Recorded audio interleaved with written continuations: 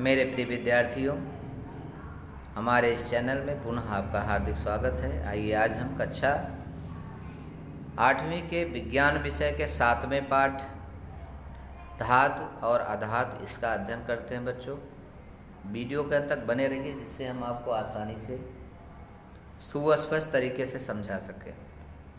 तो चलिए बच्चों, पहले देखते हैं कि धातु क्या होती है।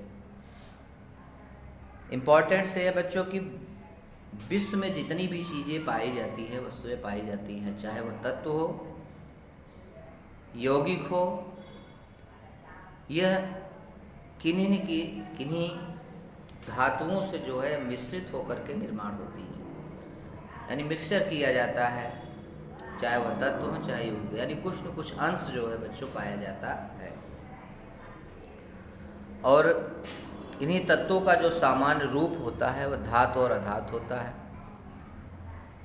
तो उसी का अध्ययन हम करने वाले बच्चों। धातु यानी इंग्लिश में उसे मेटल्स बोलते हैं। सोना, चांदी, लोहा, तांबा, aluminium, magnesium, calcium, sodium, platinum, ये कुछ धातुएं हैं। इसका लक्षण क्या होता है बच्चों? धातुओं में चमक होती है, वे कठोर होते हैं, इनके गुणधर्म हैं। उनसे तार या पतली चादरें बना सकते हैं, क्योंकि इन्हें पीटने के बाद क्या होता है बच्चों? ये फैलते हैं। इसमें तन्यता होती है। धातुएं ऊष्मा और विद्युत की सुचालक होती हैं। सुचालक कुचालक बच्चों आपने पढ़ा होगा। विद्युत में लगने के बाद जिनके द्वारा जो है चलती है, सुचालक होती हैं। कुचालक यानी उनका ऊपरी भाग बस होता है, वह कुचालक होता है, यानी जिसमें विद्युत प्रवाहित न हो। विद्युत जिसमें प्रवाहित नहीं होता है, जिस धातु में, वह क्या होती हैं? कुचालक होती हैं। जिसमें विद्युत प्रवाहित होता है वह क्या होती हैं? सुचालक होती हैं। तो धातुएं ऊष्मा के विद्युत की सुचालक हैं। धातुएं उनके संयोजकता इलेक्ट्रॉन त्याग कर धनावेशित आयन, यानी जिसे धनायन कहा जाता है, धनायन अर्थात केटायन निर्मित करती है। धातुओं के भौतिक गुणधर्म दिया है। सबसे पहले दिया है फिजिकल स्टेट, अवस्था। सामान्य तापमान पर धातुएं ठोस अवस्था में रहती हैं, किंतु पारे तथा गैलियम ये ऐसी धातुएं हैं, इनका अपवाद है, जस्ट उनका अपोजिट उल्टा है। यह कमरे के तापमान पर द्रव्य अवस्था में होती है। गैलेनियम हम बच्चों और पारा जो होता है, ये तापमान के ऊपर निर्भर करती हैं। तापमान कैसा, उस प्रकार से इनमें क्या होता है बच्चों? इन धातुओं में जो बच्चों परिवर्तन दिखाई देता है। ऐसे दो चीज़ें होती हैं। आगे दिया है चमक। लस्टर क्या होता है? तुम्हारे घर के तांबे के बर्तन लो और उसमें नींबू से घिसो और पानी से धो। धोने से पहले अथवा धोने के बाद आपका चमक का अवलोकन करो, यानी देखो उसकी जांच करो। आपको क्या दिखेगा? धातु में घिसे हुए धातु के ताजे कटे हुए पृष्ठभाग से प्रकाश का परावर्तन होता है और वह धातु चमकदार दिखाई देती है। अभी कोई भी धातु होती है बच्चों, अगर आप देखिए घर पे साबुन से, सोडे से, पीताम्बरी से आप साफ़ किया जाता है। साफ़ करते हैं तो साफ़ करने के पहले या साफ़ करने के बाद बहुत ज़्यादा उसमें परिवर्तन दिखाई देता है। साफ़ करने के बाद उसमें चमक आ जाती है, प्रकाश का परावर्तन होने लगता है। कठोरता दिया है, हार्डनेस। समांतर धातुएं कठोर ही होती हैं, वे नरम नहीं होती। अपवाद जैसे सोडियम और पोटेशियम नरम धातु हैं, इन्हें चाकू से आसानी से काटा जा सकता है। कुछ ऐसे, जैसे दो ही ऐसे धातु हैं। आगे दिया है तन्यता। धातु के बच्चों हम क्या पढ़ रहे हैं? विशेषता पढ़ रहे हैं, उसके गुणधर्म पढ़ रहे हैं। तन्यता होती है डक्टिलिटी।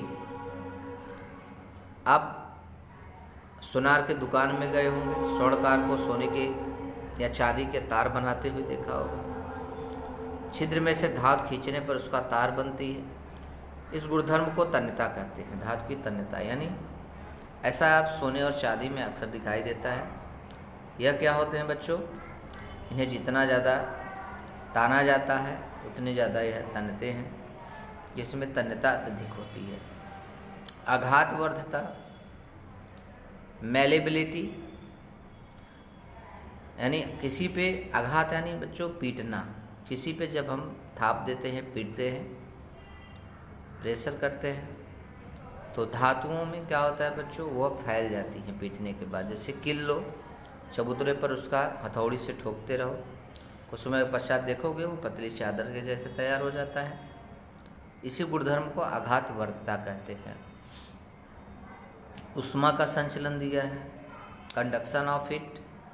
तांबे की एक पट्टी लो, उसके सिरे में मोम लगाओ और दूसरे सिरे में गर्म करो, आपको देखेगा बच्चों की वो धातु जो है सुचालक है। ऐसा कैसे पता चलता है बच्चों, जैसे इसमें चांदी, तांबा, एल्युमिनियम उष्मा के उत्तम चालक है, यानी और भी हैं, और भी धातुएं उष्मा के चालक है, लेकिन यह अत्यधिक क्या है, उष्मा की सुचालक है। यानी इससे अत्यधिक तेजी के साथ, क्योंकि इसमें इलेक्ट्रॉन्स अत्यधिक होते हैं, तो उष्मा इसमें सबसे तेजी के साथ क्या होती है, प्रवाहित होती है एक स्थान से दूसरे स्थान पर।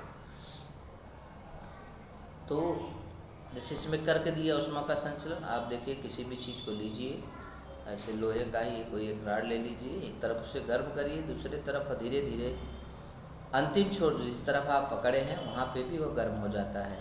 अर्थात इससे यह पता चलता है कि उष्मा का संचलन होता है। विद्युत का संचलन होता है इसके द्वारा, धातु के द्वारा। विद्युत तार बनाने के लिए कौन से धातु का उपयोग किया जाता है, अक्सर विद्युत जो है बच्चों, इसमें इसे बताया है कि विद्युत धातुएं विद्युत की सुचालक होती हैं। शीशा इसका अपवाद है, यह ऐसी एक मात्रा है जो उष्मा की विद्युत की सुचालक नहीं होती है, क्योंकि शीशे से जो है उष्मा प्रवाहित नहीं होती है, उष्मा का संचलन नहीं होता है। तो सबसे ज़्यादा बच्चों जो है विद्युत संचलन में अक्सर जो है तारों का यूज किया जाता है, वह अक्सर जैसे एल्युमिनियम होता है, कॉपर होता है, इसका ज़्यादा से ज़्यादा बच्चों यूज किया जाता है। घनत्व दी है, डेंसिटी, धातुओं का घनत्व अधिक होता है, अपवाद जैसे सोडियम, पोटेशियम और लिथियम का घनत्व पानी के घनत्व की अपेक्षा कम होता है। इससे लिथियम का इसमें दिया है 0.53 ग्राम। द्रवणांक और क्वथनांक इसका, सामान्यतः द्रवणांकों और क्वथनांक उच्च होते हैं।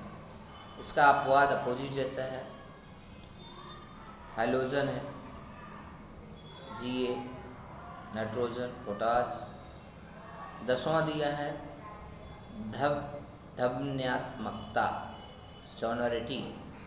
से विद्यालय में आपने देखा होगा बच्चों, बेल लगाए रहते हैं, बेल्स उस पर क्या किया जाता है, लकड़ी के या लोखंड से, लकड़ी से ज़्यादा करते हैं, उस पर आघात करने के बाद उसमें से ध्वनि निकलता है।